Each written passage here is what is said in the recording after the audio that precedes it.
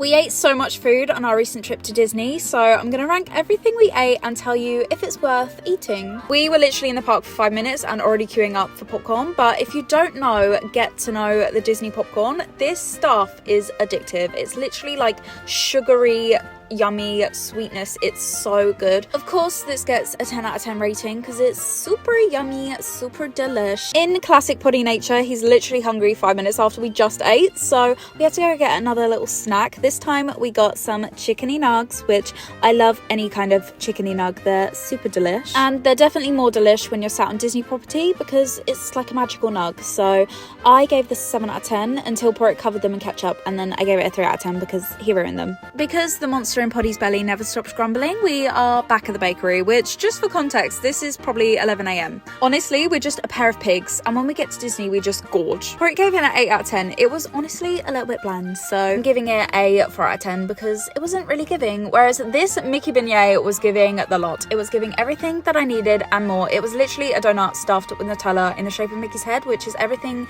you want from a sweet treat. It was absolutely delicious, amazing, magnificent, and a 9 out of 10. It was finally lunchtime, thank God, because we just hadn't been eating a lot today. We're feeling extra skinny. We went over to the Stark Factories in Avengers Campus and got some pizza and a little sweet treat because we just haven't been having a lot of those today. Honestly, this pizza was really good and highly recommend if you're going to Disney to try it out because it was super delish. I then tried to put my whole fist through this chocolate pud. This was so good. It was like chocolate Biscoff mousse yum. It was so good. Highly recommend if you're a chocolate girl like me. This was a 10 out of 10 and it was so good. Now, we'd been eating a lot of sugar at this point, so what we're gonna do, we're gonna eat more. I found this place that had Mickey shaped Rice Krispie treats, and if you say anything Mickey shaped, I will appear. These were honestly not the best. They were a little bit cardboardy, but it was Mickey shaped and it was pink, so I gave it 5 points purely because of that. Did somebody say a little afternoon pick me up? I know we've eaten a lot, but we have to go to Casey's Corner. It's a classic. You're in Disney,